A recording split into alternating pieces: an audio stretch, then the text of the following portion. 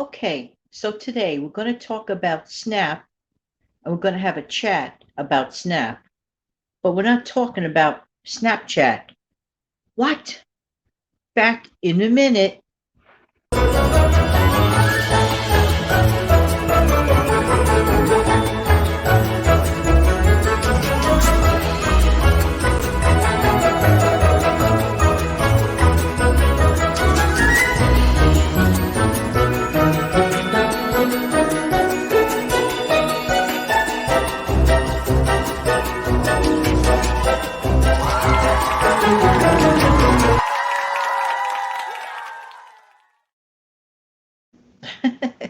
Hi, good afternoon. This is New York City. My channel name is Jan from New York City. Saves money. Going to take a minute to talk about supplemental nutrition program.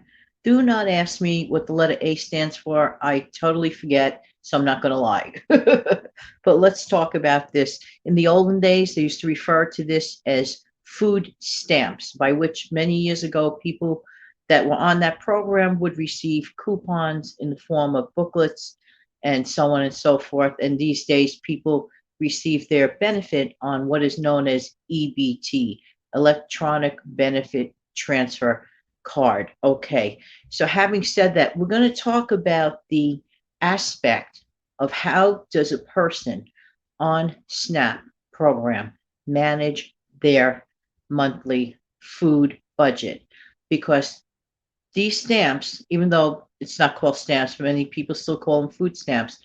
This SNAP allotment is made solely for the purchase of food.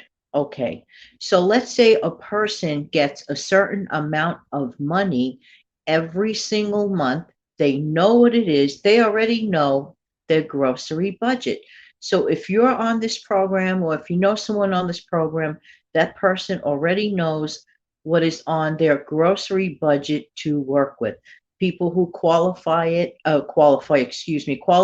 for it have a certain income or less, which means that they are eligible for the program. And by the way, if you are a person in need, you have to throw your shyness and your pride out the window, because if you have to go and check it out, go check it out. For example, the idea of the nutritional supplementation program, if you will, is to help you save money to pay off your other bills.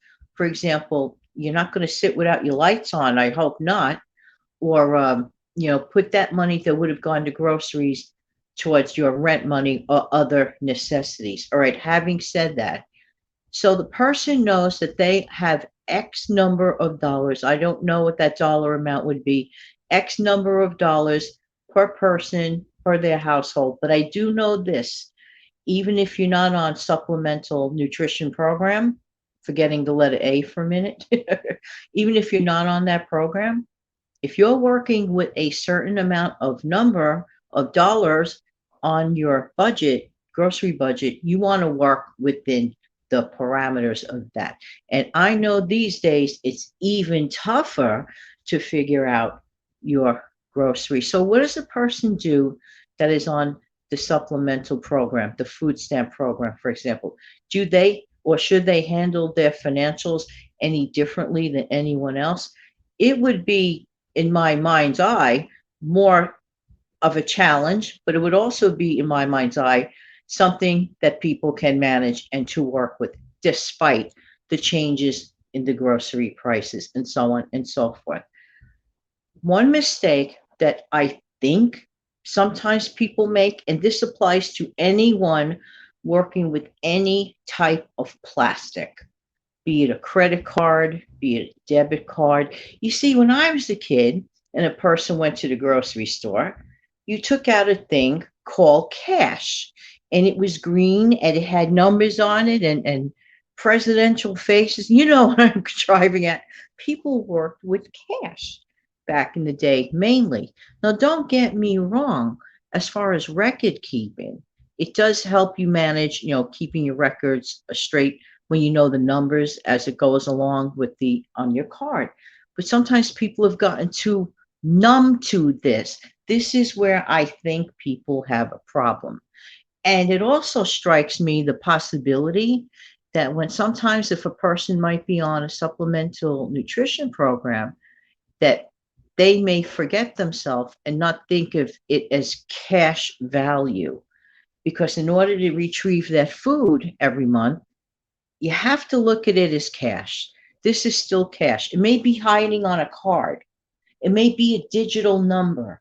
It is still cash. So pretend that a whole bunch of money, whatever the number is hiding on that card. Okay? How does a person on Snap treat their grocery budget? Like anyone else managing a grocery budget. But I would imagine you want to get more bang for your buck. More than likely, probably people with a bunch of kids or a family of one, or sometimes even certain times senior citizens, whomever it is that is eligible needs to discipline. I'm sorry about the outside noise. Always a noise outside. Sorry about that. Making a long story short, the best thing that one could do, for example, let's say that a person gets, I understand from checking and researching that the exactly number a person would get on the supplemental program would be approximately in the 200 something area, about 250, I think. And it probably varies from state to state. So don't like apply that to to your state. You must do the research, you must check it out. But I think in the state of New York, I think the maximum allotment for one person is $250. So be it, that person knows that number. The best suggestion that I could give is to divide that number up by calendar month. For example, oh, I wish that noise would stop. Okay, 4 into 250, and you arrive at that number. So therefore, okay, so that would be about $60 a week. That'd be about $60 a week. If you spend $60 a week, you don't have to go to the grocery store once a week.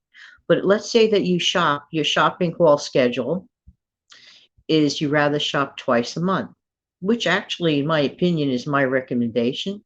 So that means you should try not to spend beyond $120 during the calendar month for 2 weeks. There are so many ideas that I share on here about how to save money at the grocery store, not just me. They're all over the place. They're all over the map on this wonderful, wonderful platform. And I do strongly suggest it is really a matter of math for anyone. So let's say you only, anybody that is not on the nutritional program, the food stamp program, if your grocery allotment, but you have to sit down and face it. If your grocery allotment for the month, let's just say you're a family of one. If your grocery allotment for the month is $200, then you have to work with the 50 a week. That means $100 each grocery haul. There are ways you can do it, even today. Yeah, I always say, a lot of people get like terribly challenged. Oh, these days, what am I going to do? All of us here in the frugal community, this is old hat. And I know I've said this before. If you're well versed and familiar, it's the method. If you take the good habits and the good methods, no matter, I'll say it again, it's worth repeating, no matter what is going on around you, if you take those really good habits, I'm telling you, it is so worth it and you could apply it to your circumstances. So just work with the numbers, face the numbers. Okay, you have to face the numbers. And then we're going to get into that again, with budgeting. It is the beginning of the year. I'm sure everybody wants to start off with a clean slate and all this and all that. But getting back to anyone on the SNAP program, do that. Can a person on the SNAP program begin to create a stockpile? Why not? In my opinion, it makes even more logical sense that a person that has special needs, that's really trying, perhaps struggling a little more than let's say someone else. In my honest opinion, I think that's the best thing to do. Create that stockpile. Why? I know of someone that got a letter in the mail and it disrupted them because they made some sort of an error on that person's case and they had to wait a long time before their situation was resolved, a very long time. So what did that person do if they were relying on that help? So even people that are collecting on the supplemental program, and by the way, you could still always continue to, utilize food pantries and, food banks and all this and all that. This is why, going on the flip side, for those that donate to, this is why we need so much help in the area of people that are willing to make donations. And how can you help? The same answer, like how can you start a stockpile? One can at a time. If everyone does one nice little thing, can you imagine the exponential effects, the after effects of all of that? It doesn't take a lot of effort. It just takes a whole bunch of people leveraging it out.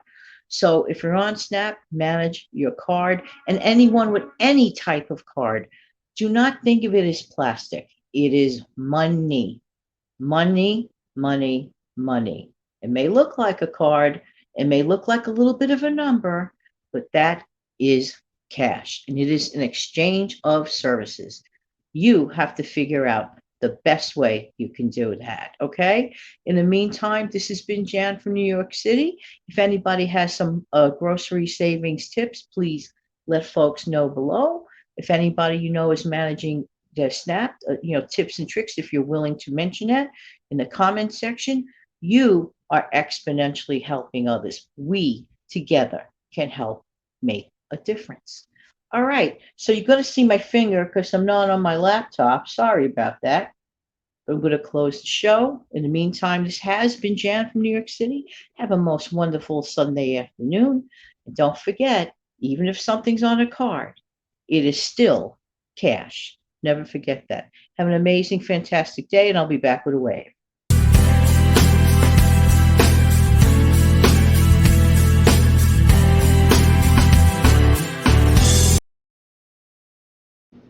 Everyone, take good care. Have a great week. Bye-bye.